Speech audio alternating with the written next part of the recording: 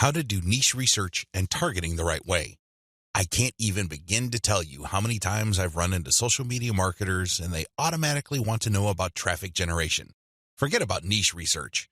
Forget about consumer intelligence. Don't worry about setting up the right site to get in front of the right target audience eyeballs. Let's just skip straight to the good stuff. That's the kind of mindset that I run into all the time. And that's why a lot of people struggle in this game. You have to understand that until and unless you find yourself barking up the right tree, you're just going to be chasing your tail. I know I'm using a lot of dog analogies, but these are the most appropriate. Most people are simply just chasing their tails and wasting a whole lot of time doing stuff that doesn't really add to their bottom line. A lot of these, and I would guess all of them, can be quickly dispensed with if people only did niche targeting ahead of time. In other words, know your audience.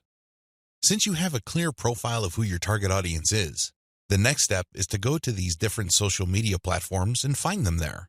Believe it or not, whatever it is you are promoting, regardless of how esoteric, obscure, or weird it may be, there are already people on social media platforms talking about or showing interest in whatever you are promoting. I know it sounds crazy, it sounds weird, but it's absolutely true.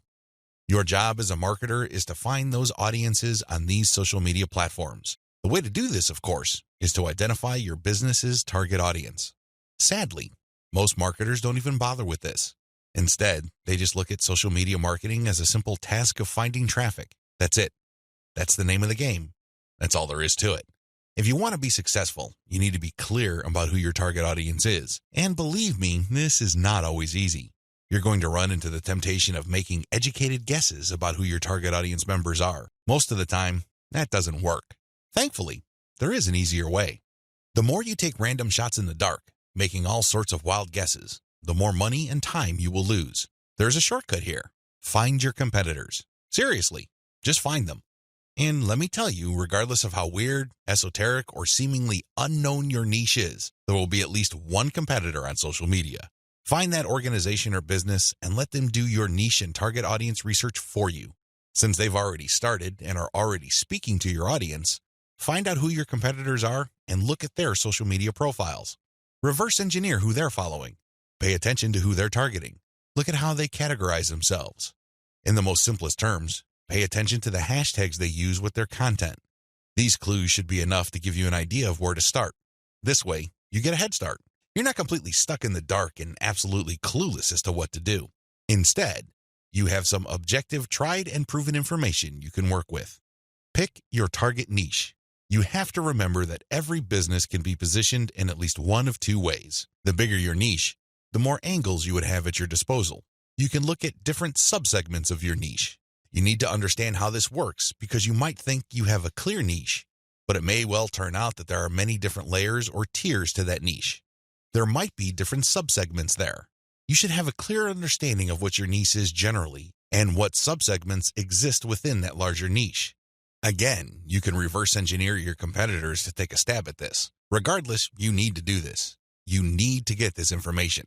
Now that you have an idea of what your target niche is, go to the different platforms like YouTube, Facebook, Twitter, and Pinterest. Now, look at whether these places have sizable content areas or messaging areas like Facebook pages, groups, Google Plus communities, Twitter hashtags, Pinterest pinboards, and existing YouTube channels. Pay attention to these places and see if your niche is big enough on those different platforms. If you notice that a particular platform doesn't really feature that much content for your specific niche, this is a red flag. The demand may not be there. The audience size might not be worth your while. On the other hand, if you see there's a lot of videos regarding the topics that you're going to be hitting, this may be a good sign. But you need to do another level of analysis. Pay attention to the number of competitors you have. If there seems to be a huge number of competitors fighting over the same niche, then this is going to be a problem. But if it turns out that there's a lot of content targeting your niche, but they're only produced by a handful of people or organizations, this is an encouraging sign. Also, pay attention to how active your target audience members are. Look at the content that's being shared regarding your niche. Do you see a lot of engagement? Do people share this stuff? Is this hashtag quite prevalent? Look for these and other objective indicators of activity.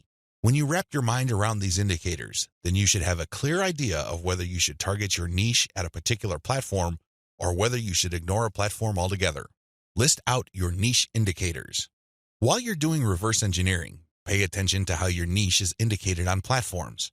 These involve hashtags, categories, keyword targets, labeling patterns, and tags. Use these to do the analysis I described above. Again, in any niche, there are sub-niches.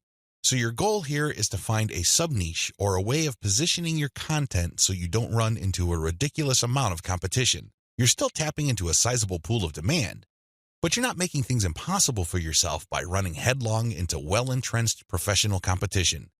You will probably need to keep experimenting with different sub-niches until you find one that is promising enough.